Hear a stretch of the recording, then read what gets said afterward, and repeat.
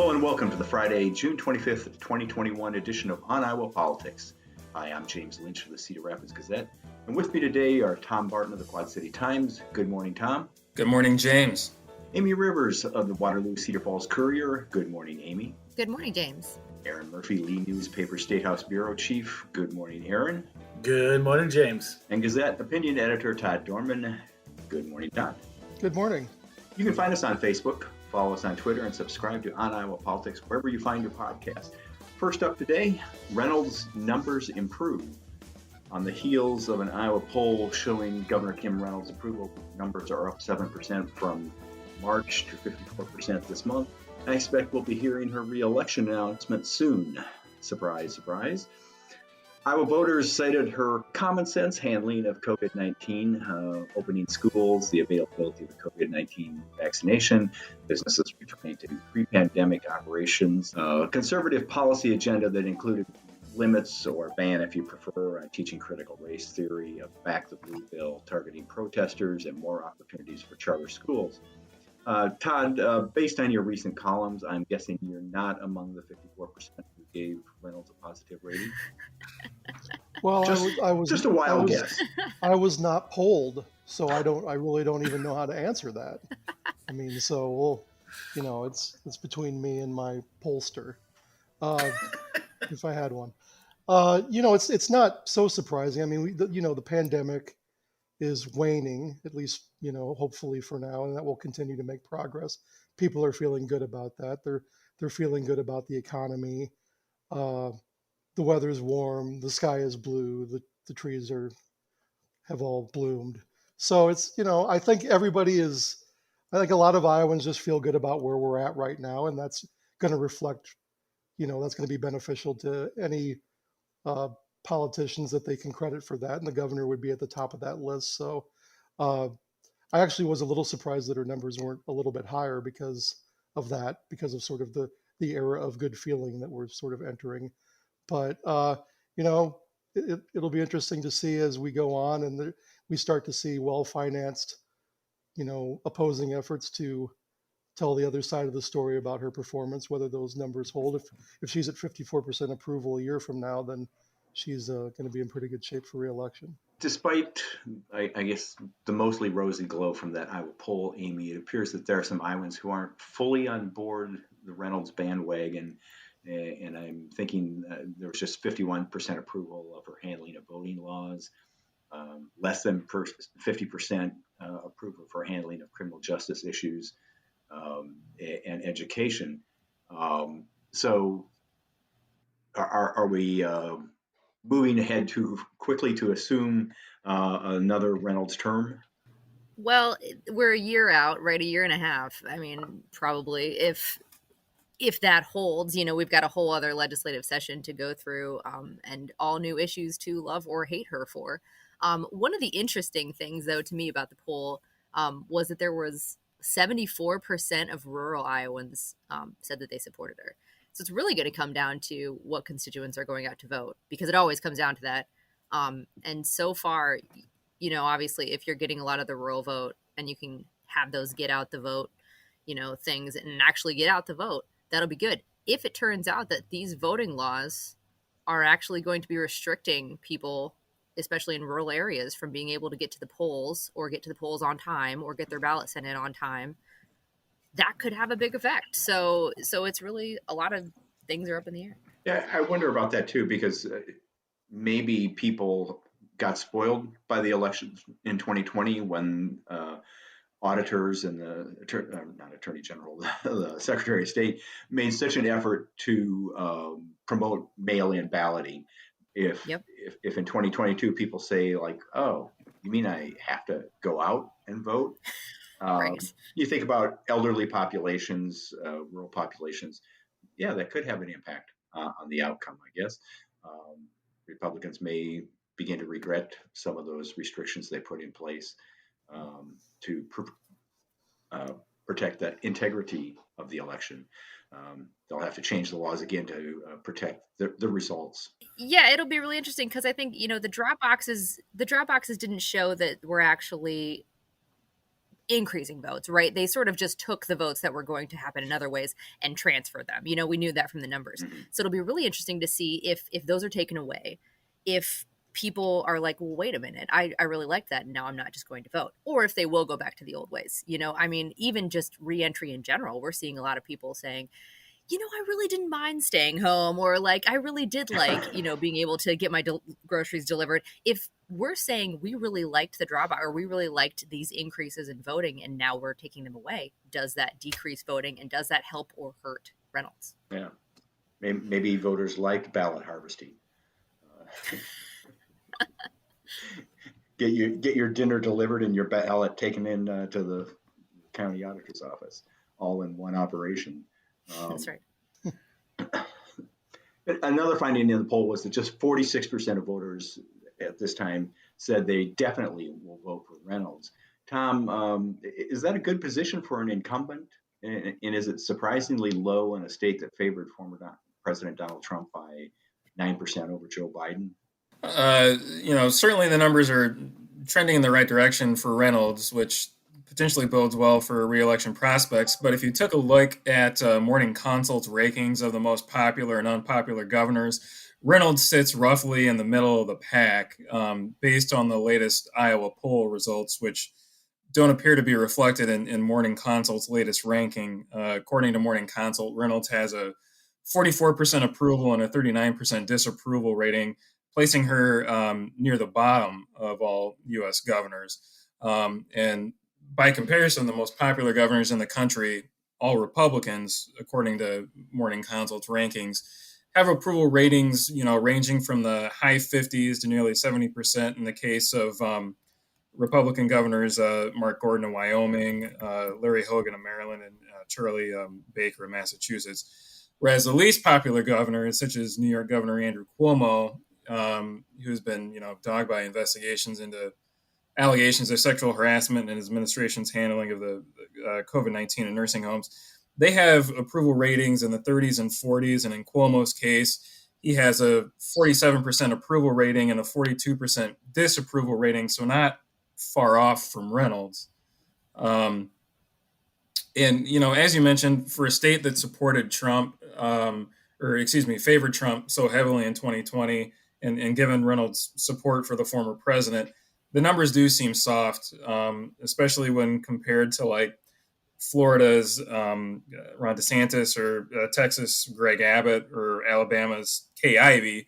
Republican governors from solidly red states who've taken similar positions or enacted similar policies or agendas to that of Reynolds, or vice versa, and have approval ratings of 58% and disapproval ratings below 30%. I don't know. As for why her approval rating is not higher, it may likely be an indication of just how polarized and divided the country has become, especially over the pandemic, with even Republicans attacking and criticizing Reynolds' comparatively lax COVID-19 restrictions as too heavy-handed, despite Reynolds being among the most aggressive governors to keep businesses open throughout the pandemic.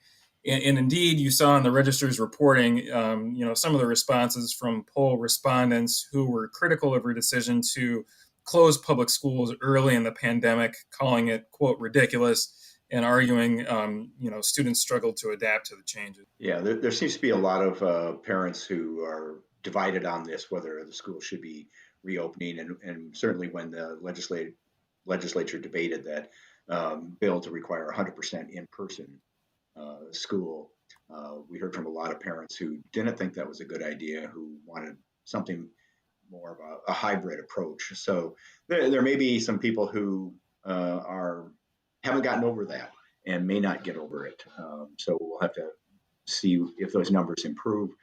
I suppose taking a glass half full approach, she needs to convince just 4% of the voters plus one to win a second term.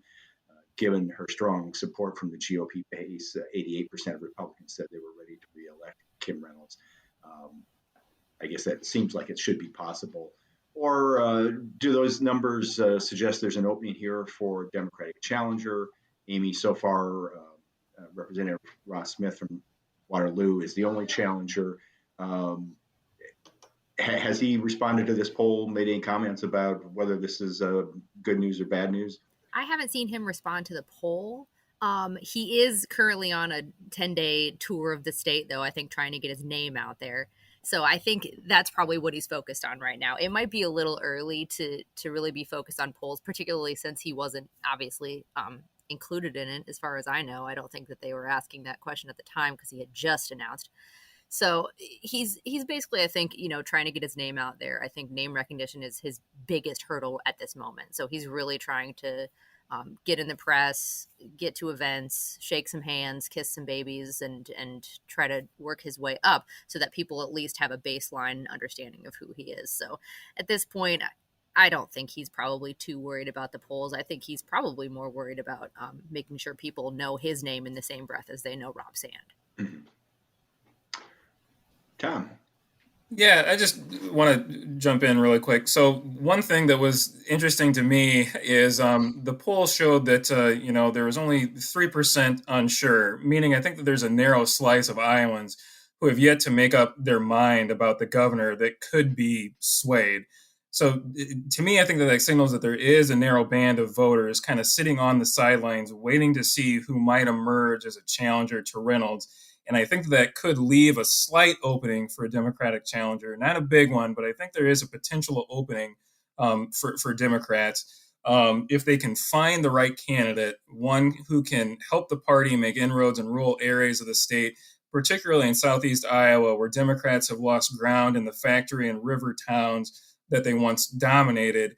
And I think maybe you're seeing that to some extent with Roz Smith and the tours that he's been taking. He was in Davenport earlier this week, and I think he was going kind of along those river towns. I know that he was in Davenport talking primarily about flooding and the flooding issues that Davenport his experience. But again, I think the opportunity here for Democrats is if they can find the right candidate, if they can find someone who can convincingly argue and capitalize on a message that Reynolds and Republicans' agenda, such as restricting voting access, banning the teaching of critical race theory in Iowa, and more, if they can convince and capitalize on a message that's holding the state back and discouraging families, young professionals, and businesses from locating to Iowa, to replace an aging and stagnant population and filling worrisome workforce shortages.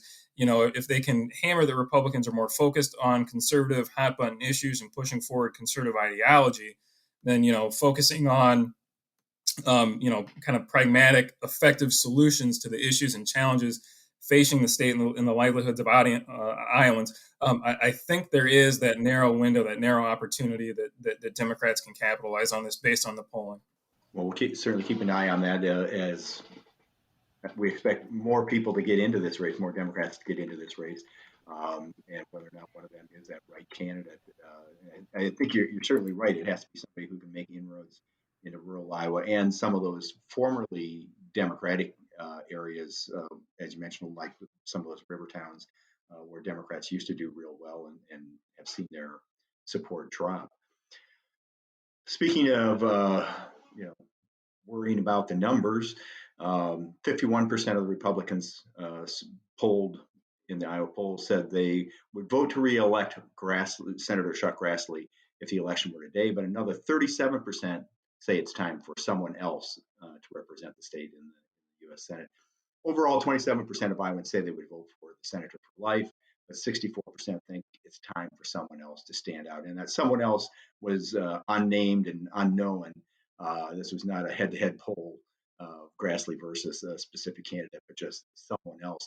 Erin, this tracks with an earlier Iowa poll this year that found that 55% of Iowans didn't want Grassley to run again, and that included 1 in 3 Republicans, which I'm guessing is probably the percentage of Republicans who are 40 or younger and have had Senator Grassley as their senator for their entire life. On his weekly call with Iowa reporters, Grassley said he's not worried about the polls, what they say about his reelection, and whether he should be a candidate. Looking at these numbers, should he be worried? Not because of this poll specifically. I will preface this by saying that Chuck Grassley may face a tougher election than he normally does, and it depends on the Democratic candidate, just like Tom was talking about with the gubernatorial race. And again, to Tom's earlier point, just like every other race, we're getting more and more politically polarized. The days of a lot of crossover Chuck Grassley voters are kind of in the past. So he could face a difficult, or at least more difficult challenge than he's used to. But I don't think that these numbers, this specific poll, give any extra reason to be nervous.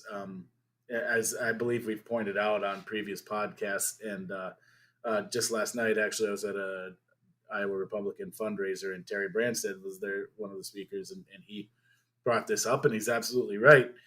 He went through one of those similar polls a few years back, where the voters around this point in the cycle said it's time for someone else other than Terry Branstad to be governor.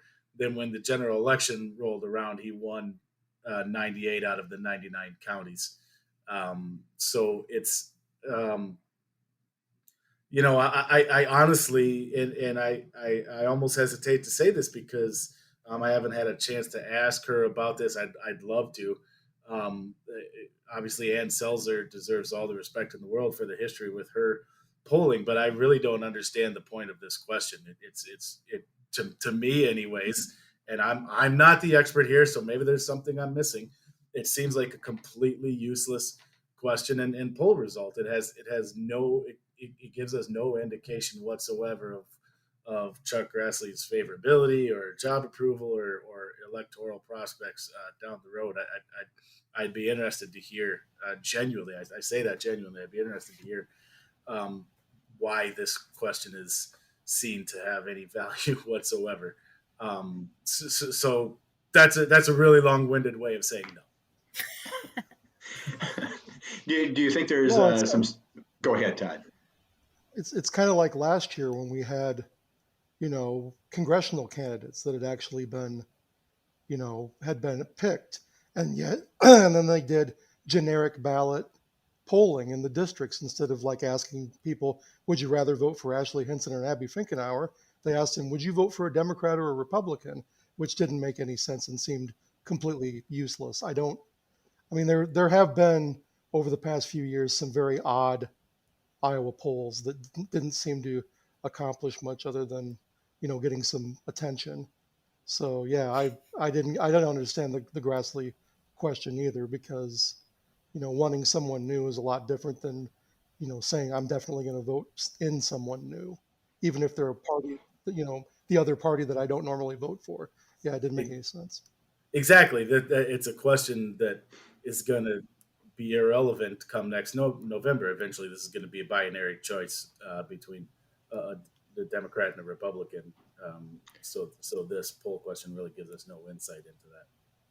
So, Erin, you're not pretty much stock in these numbers, but over at Senator Jim Carlin's campaign headquarters, do you think they're celebrating?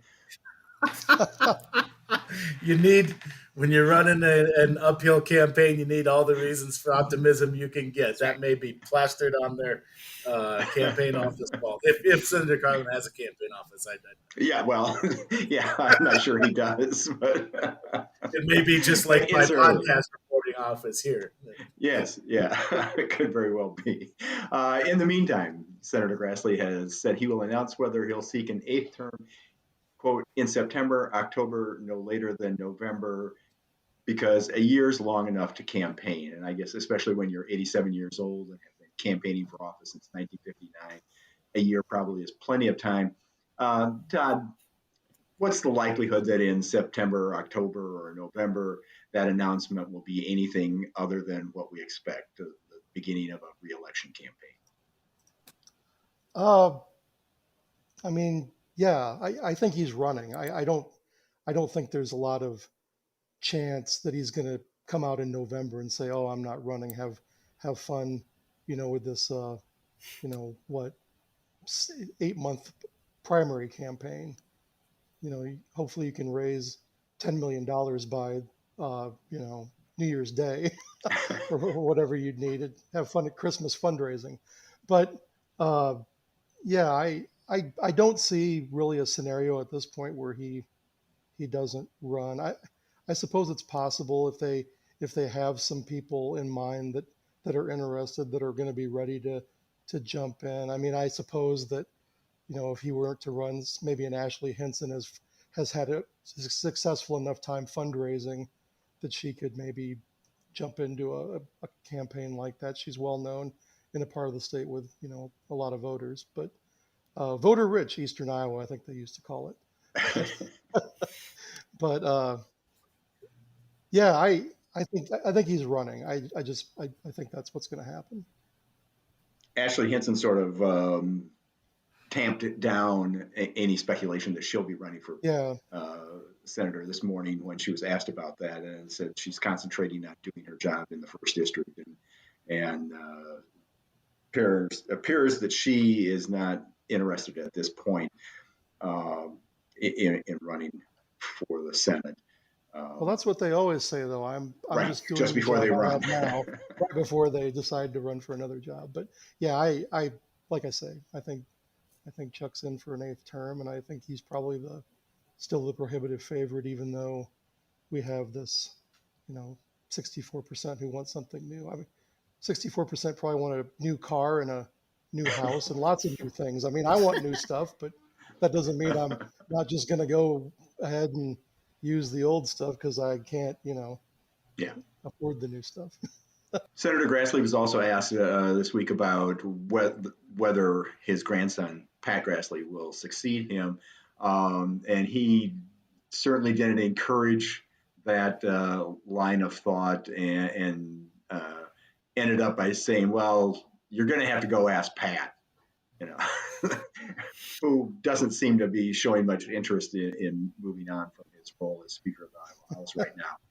But that remains to be seen. Moving right along here, the most recent potential Republican presidential candidate to make their way to Iowa is former South Carolina Governor Nikki Haley, who spoke at a state Republican fundraiser in Des Moines last night. Erin was there. How was the food? It's funny you say that. At one point, I was sitting next to Tom Beaumont of the AP, and we were joking about you run and get me some dessert, and I'll run and get us some drinks, and make it worth our while being here. Never made it, though. The plan never came to fruition. I imagine raw meat was on the menu. Yeah, lots and lots of red raw meat, political raw meat. And I kind of touched on that in my coverage. I mean, all candidates do that kind of thing, but it was pretty striking to me that, and I don't mean to sound glib when I say this, but it's going to, because it's the best way I can think of to describe it. It literally was like someone took a, pick your spot, a spinning wheel or a box of, the bingo balls and full of conservative flash talking points, and pulled them out and said, okay, make sure you get this one in here and make sure you get, I mean, she just checked off the full list from, warnings about socialism to complaints about transgender athletes to praising Donald Trump to critical race theory. Like you mentioned, it really just was like going down all the checklists of if there's a hot point in conservative politics right now, Nikki Haley talked about it last night. So I guess a very efficient speech in that respect. She lost the bobsled vote when she called for boycotting the Winter Yeah, Olympics. that was the one interesting thing, wasn't it? Yeah, it made a very decisive and unequivocal. The hockey vote and the luge vote. She's lost it all. I'm not sure that's big in Iowa. Is it the luge vote? Even the hockey vote, I'm not sure. I have no idea. You'll have to talk to Ann Seltzer. Although I'm guessing that the hockey vote in Iowa is closely aligned with Republican voters. Just guessing. But anyway, Erin, you mentioned in your story that Haley and other speakers praised Governor Reynolds. And reading your story, I almost got the impression that maybe this was a little overdone, as if they think that she needs some help getting reelected. And circling back to our first topic today. Yeah. That was kind of my read on the room too. Like it was pretty clearly concerted and choreographed effort to make sure let's make sure we're all talking about Kim Reynolds tonight. She's got a big one next year. So, and I mean, look, it's easy to, kind of fall in line with, oh, she's got good numbers. They've had a Republican governor for more than a decade now, but Kim Reynolds only won by just a hair under 3% last time out. So I think Republicans are right to at least go into it expecting a tough battle. I will hazard a guess that she's the favorite going in, regardless of which Democrat runs. But I would also say that it's far from a foregone conclusion that she'll win re-election. So yeah, that was my sense last night too. Is there was definitely a let's make sure we're rallying around Governor Reynolds at the top of the ticket here. Much more so than they also talked about Chuck Grassley, but not in the way that everybody made sure to heap their praise on Kim Reynolds. I guess that's because they all know that Grassley's going to retire, and that must be it. Although Pat said, I'm going to be Grandpa's number one cheerleader until he decides to run again. So Pat seems to be all in on Chuck as well. Pat didn't just say, go ask my grandfather. Although I think I have heard him say that when he's been asked. Yeah, probably. Yeah. Well, we'll probably hear more praise of Governor Reynolds in the coming weeks and months. Haley's visit sort of leads off a parade of potential presidential candidates coming to Iowa to meet with conservatives. Mid-July, the family leader will host Vice President Mike Pence. Sorry. That's Freudian slip. Yeah. Vice President Mike Pence, former Secretary of State Mike Pompeo, South Dakota Governor Kristi Noem, and the Pillow Man at their annual summit in July. And we'll probably have more to talk about regarding those visits on the future edition of On Politics. If you enjoyed the podcast today, tell a friend and subscribe wherever you find your podcast. Send your fan mail to podcast@thegazette.com. And you can find us on the homepages of the Quad City Times, Sioux City Journal, Muscatine Journal, Mason City Globe Gazette, Waterloo-Cedar Falls Courier, and the Cedar Rapids Gazette. McPhisto will take us out. If you know an Iowa band or musician who should be on our show, send us a sound file and subscribe to On Iowa Politics. For Erin, Tom, Amie, Todd, and our producer, Stephen, I'm James Lynch. Thanks for listening. Stay well.